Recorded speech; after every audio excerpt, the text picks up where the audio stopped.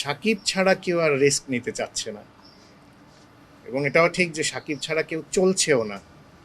এইটা যদি আমরা ওভারকাম করতে পারি, দেন আরও দুই চারটা হিরো যদি চলতো, একসাথে চলতো, ওদের ছবিগুলো চলতো, আমাদের ইন্ডাস্ট্রি কিন্তু এই মুহূর্তেই দাঁড়িয়ে যেত। সাকিব একটা সময় অনেক কষ্ট করেছে, সত্যি কথা, তার বিগিনিংটা অনেক কষ্টের ছিল। ওই ওই ইতিহাসটা অনেকে জানে না, অনেকে বলেও না। এমনও হয়েছে যে ওই যে ইউনিটের ওই মালের মালের গাড়ির মধ্যে করেও শুটিং স্পটে গেছে। তো সে যদি এখন এই পজিশনে এসে সে যদি তার স্ট্যান্ডার্ড মেনটেন করার জন্য করে, এতে তো দোষের কিছু নাই। আর সে তো কাজ করে এসেছে, প্রমাণ করে এসেছে। আর এমন তো না যে না, আমরা তো চোখের সামনেই দেখতেছি যে ওর ছবি চলতেছে।